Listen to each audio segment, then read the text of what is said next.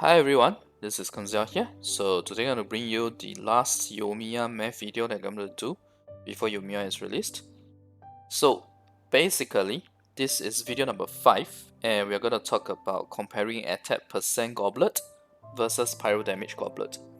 Because of the way Yoimiya, of the fact that Yoimiya is a bow user, there are quite a number of bows that give you a high damage bonus like Thundering Pulse, Rust, and especially the new Hamayumi as well. The new Inazuma bow. So since normal attack damage shares the same damage pool as all other sources of damage other than crit damage, this means that there is diminishing returns, and we are here to see if the diminishing returns warrant you using an attack percent goblet instead of pyro damage goblet. So without further ado, this is for Thundering Pulse. We'll look at Thundering Pulse first, then Rust, then Hamayumi, and I'll do a final TLDR. For each weapon, I'll do a TLDR as well, and then after that, I'll do a final one. Alright? So, first column represents Pyro Damage Goblet, second column represents Attack Percent Goblet. So, naturally, the attack is higher based on all the different type of permutation, whether it's C0, C1, or R1 or R5. But essentially, I'm gonna go with the we will do via the approach of going through the points, and we'll look back at the table so I can reference the figures back to you guys. So basically, if elemental skill is a separate damage modifier, which is these figures here, pyro damage goblet will still be better, but only slightly. So you see it's about 3% difference at C0R1 Thundering Pulse when you compare pyro damage versus attack percent. And when you go all the way to C3R5 TP, it's only a 0.75%. It's as good as no difference, really. I mean, if you look at absolute figures, we are talking about like less 1k? No, 1.3k damage in the entire 3 seconds when we are talking about 180k versus 179. So, yep. The difference is very small at C3R5, which is to be expected because R5 gives you a lot more damage boost from 40 to 80, R1 to R5. And C3 also gives you the 25% pyro damage at C2. C1 gives you 20% attack, and C3 just increases the elemental skill damage modifier. Okay, so I have pretty much tried to cut down what I'm going to say in this video and really going into like the clear conclusions per se. So number 2, if elemental skill is not a separate damage modifier, attack percent goblet will actually be better, but it's only slightly as well. We are talking about 1.11% at C0R1, and at C3R5 is just a 2.17% difference. So in this case, if the elemental skill is not a separate damage modifier, attack percent goblet will always be better, but just slightly. Okay, we're talking about 1 to 2% difference really. But it's actually very likely that the elemental skill is a separate damage modifier based on its wording. Its wording is saying for example at level 9 is 158 plus % of the normal attack damage. Whereas if you look at characters like Xiao for example, what is stated there is simply the damage bonus, the additive damage bonus that will be added. So given that the description is very different, I do believe that the elemental skill for Yoimiya is going to be a separate damage modifier.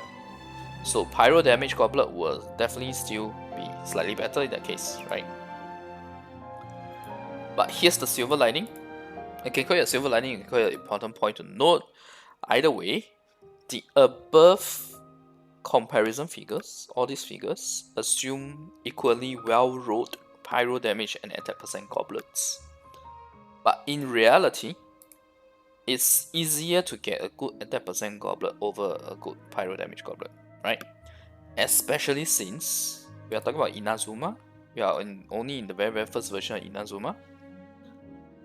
a huge portion of your raising will have gone into farming Inazuma talent, boss essential materials, etc. for Ayaka, Yoimiya, and even Sayu if you are going to get all 3 characters. Which means that you have a lot less raising to farm artifacts, especially the Shiminawa artifacts, because we are talking about using Shiminawa here. Second point is you would have tons of good attack percent goblets from other sets by now, assuming you save them. Like for example, for me, I think I have quite a number of attack percent goblets with double crit. So I hope that you guys did save. Always save your double crit goblets regardless of what the main stat is, because you never know when they will become good and useful. Even if you anticipate new artifacts coming in, being reintroduced to the game, there will always be one piece of the artifact that will be offset of the normal 4-piece set. It can always come into play. Okay? So, what does this mean? So the TLDR for Thundering Pulse is very straightforward.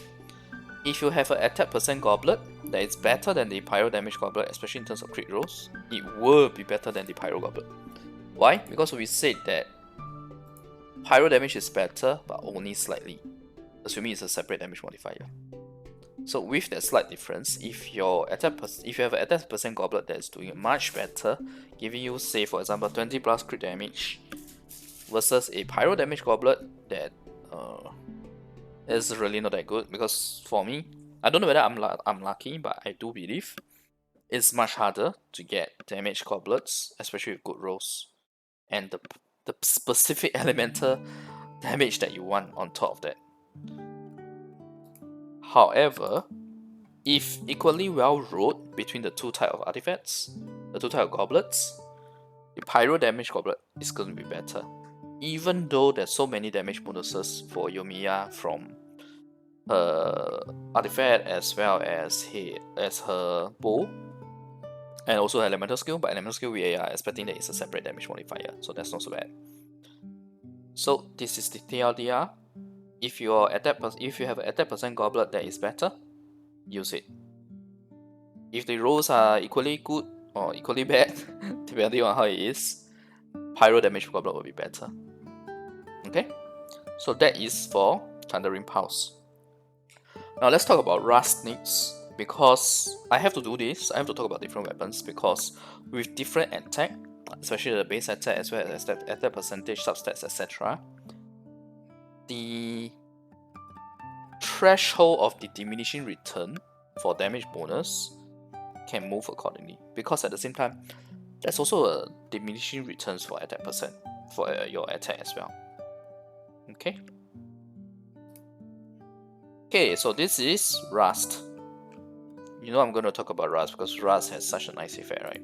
R5 80%, R1 40%, normal attack damage. So same thing, first column we have the elemental damage goblet, which is Pyro for Yoimiya. Attack percent goblet, main stat goblet on the second column. So all of this pretty much is the same. However, when you go to the conclusion itself,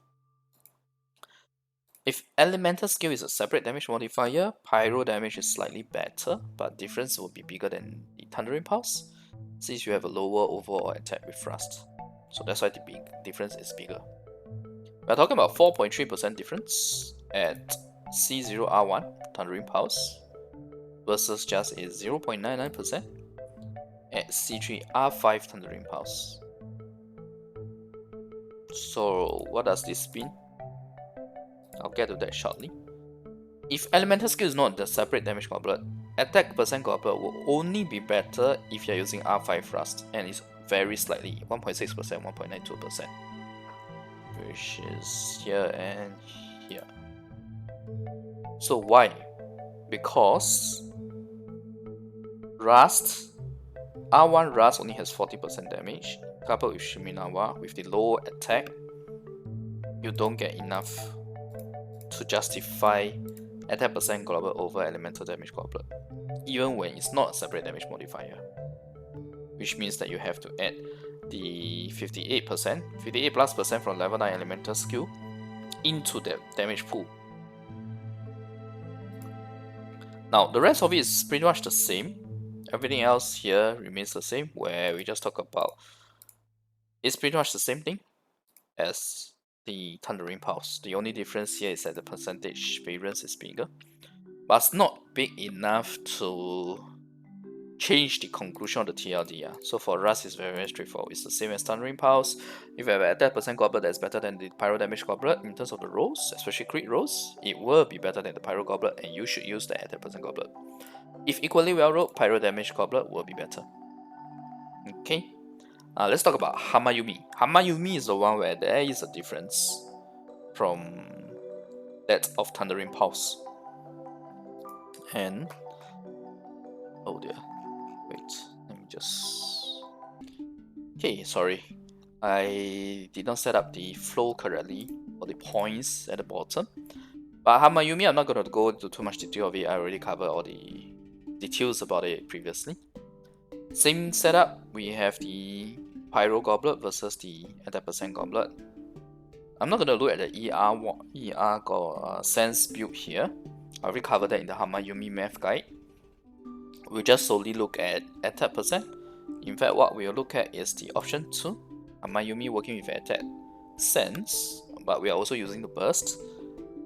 What we are doing is we are using Electro Traveler together with most likely together with a Pyro battery to ensure that we get the 60 energy every time we have 8 seconds downtime of the elemental skill. So you use your burst, you use your elemental skill, you use your burst, and by the time you are ready to use elemental skill again, your burst should be ready. That's the speed of it that we are talking about.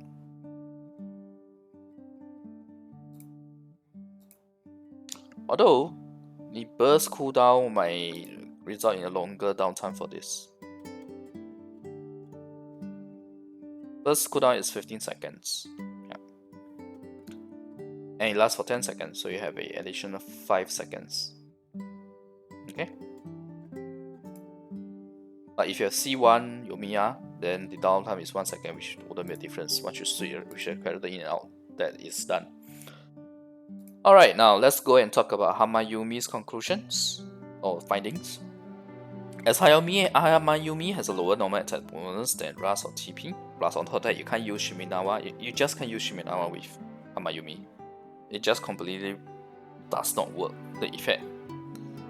So Pyro damage goblet is always better than attack percent goblet for Hamayumi.